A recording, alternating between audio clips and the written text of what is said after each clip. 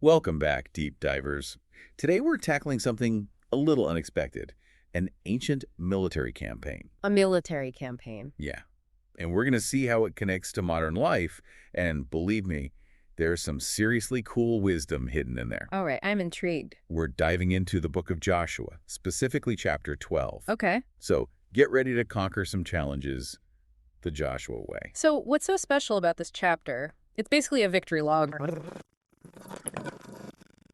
31 kings. But it's not just about, battles and conquests. Right. It's about leadership, perseverance, hitting those long-term goals we all have. It really is. And you have to remember the context here. We're talking about the Israelites entering the Promised Land. Huge moment for them, right? Absolutely. After escaping slavery in Egypt, this chapter's like a bridge between all these past struggles and the triumphs that are coming their way. Like, look how far we've come. Exactly. And all those obstacles they overcame to get to this point. Which brings us to our first golden nugget of wisdom. Remembering past victories. So important. I mean, they didn't keep this list just for fun, did they? No way. Think of it as a highlight reel. Proof of their strength. So they could look back and be like, we did that, we can do this too. Exactly. A total confidence booster. It's funny how we often forget to do that in our own lives, though. Right. We get so caught up in the now, the challenges in front of us, It's easy to do. that we forget to celebrate those wins, big or small. What if we made a conscious effort to acknowledge our past achievements, like building up a reserve of confidence to draw on when we face new obstacles? I like that, a confidence reserve. But how do we actually do that? Carry around our own victory logs. Maybe not literally, but how about a journal? Jot down those achievements, big or small, it all counts. Okay, so we've got our personal victory logs. What else can we learn from these ancient conquerors? Leadership. Joshua 12 isn't just about listing victories. Right. It highlights that transition from Moses to Joshua. The OG leadership duo. Right. And that teaches us about collaboration, shared responsibility. I mean, Moses led them out of Egypt, Yeah, but he knew he couldn't do it all alone. exactly. Needed someone to carry the torch. And that someone was Joshua. And there's a powerful lesson in there about trust and mentorship, too. Moses didn't just hand over the reins and disappear. He prepared Joshua. Equipped him with knowledge. Experience, confidence to lead. So how does that apply to us, though? Like, say, leading a project at work. It's about recognizing that we don't have to do everything ourselves. Got it. Whether it's seeking advice from a mentor, delegating tasks, or even leaning on a friend for support. We need our own dream team. Like Moses and Joshua. Exactly. Yep. Recognizing strength and working together towards that goal. Makes a huge difference. Huge difference. And speaking of game changers, there's another interesting detail in Joshua 12. The way it lists each conquered king and territory. It's meticulous. It's not just we won, yay. It's a detailed breakdown of each milestone. Which brings us to takeaway number 3. Celebrating milestones. They understood the power of recognizing those steps forward. No matter how small. No matter how small. It's easy to get fixated on the end goal, Definitely. and forget to acknowledge the progress we make along the way. It's like running a marathon and only celebrating when you cross the finish line. You'd probably burn out before you even get halfway there. Yeah, that sounds awful. Right. But if you celebrate those mile markers, those water breaks, every high five, that changes the whole experience, doesn't it? Completely. It becomes a journey of victories. Exactly. Small wins, but they keep you going. And it's the same with any goal, right? Breaking down a big project into smaller steps and acknowledging that progress, it makes the whole thing less scary and way more rewarding. Yeah. I like that. Less scary. Right.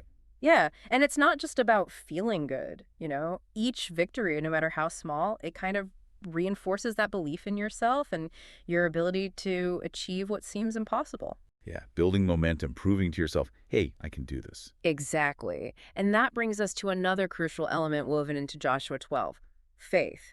Remember, these guys were facing some pretty formidable foes. Giants, fortified cities, powerful armies. It wasn't a walk in the park. But through it all, they had this unwavering belief in a power greater than themselves. Right, that faith in God's plan. Yeah. Like a solid foundation, giving them courage to keep going even when things got tough. Yeah. And that idea goes beyond any specific religion, right? For sure. It's about having that unshakable trust in your abilities, a guiding principle, higher purpose, whatever helps you through those tough times. It's like an inner compass, that unwavering conviction that keeps you on track even when everything around you feels crazy. Keeps you grounded. Exactly. And let's not forget, Conquering the Promised Land, that wasn't a sprint, it was a marathon. It took immense effort, and, maybe most importantly, persistence. Oh yeah, those 31 kings, they weren't defeated overnight. Setbacks, challenges, moments where they probably wanted to just give up. But they didn't. Kept pushing forward, one step at a time. And that's a huge lesson for us today, isn't it? Yeah. No matter what it is, building a career, a relationship, pursuing a passion, that persistence and patience, those are essential. Absolutely. It's so easy to get caught up in that instant gratification world we live in. Right? But real growth, real change, real achievement, those things take time. And that's where the Israelites really shine.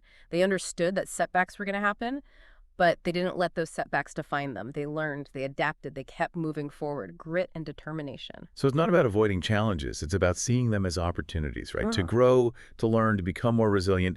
Every obstacle you overcome, it makes you stronger, wiser. Like that saying, what doesn't kill you? Makes you stronger. Exactly. And maybe that's the most important lesson we can take from Joshua 12. It's not just about the destination, the promised land, the goal itself. It's about how we change along the way. That journey, that's what shapes us, molds us, shows us our real potential. It's about becoming the kind of person who can achieve incredible things, not because it was easy, but because you worked for it, with grit, perseverance, and a whole lot of faith in yourself and that journey itself. Beautifully said. And as we wrap up our deep dive into Joshua 12, I keep thinking about the ending. It's so simple but powerful. It just says, all the kings, 30 and 1. Like a mic drop moment. We did it. We conquered all 31. Boom. Exactly. And it leaves us with this feeling of, wow, if they could do that thousands of years ago, imagine what we can do today. So what's the takeaway for our listeners? I think it's this. Whatever promised land you're aiming for, a personal goal, a big dream, remember the lessons of Joshua 12. Embrace those challenges, celebrate your wins, no matter how small, and never, ever underestimate the power of persistence and a little bit of faith in yourself and the journey ahead. Love that.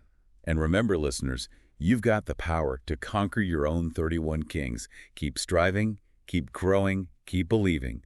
Until next time, happy deep diving. One thing that really stands out to me is how this chapter, Joshua 12, it doesn't try to make things sound easy. Yeah. It lays out those 31 kings, each one a serious obstacle. It reminds us that if you want to achieve something truly worthwhile, it's going to take real effort, strategy, and a willingness to face those roadblocks head on. So this is a blueprint for tackling any goal. Exactly. You break it down, figure out the main challenges, and come up with a plan to overcome them, step by step. And that's where all those principles we've been talking about come into play. Right. Remembering past victories, it gives us that confidence boost.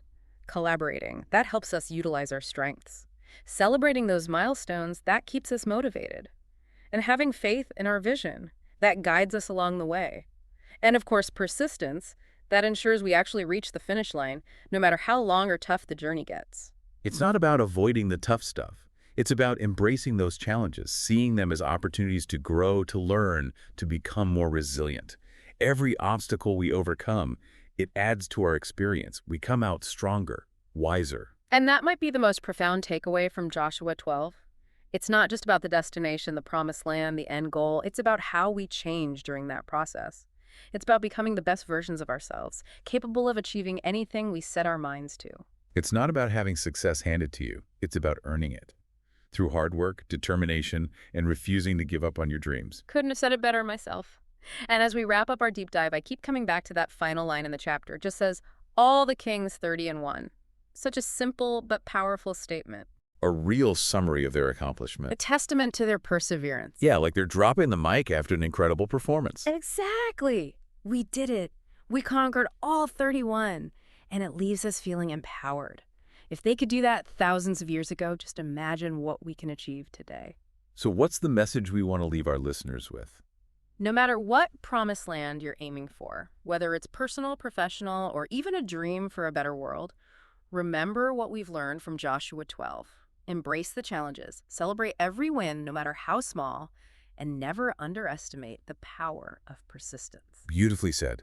And remember, listeners, you have what it takes to conquer your own 31 kings. Keep striving, keep growing, keep believing in yourself and the power of your dreams. Until next time, happy deep diving.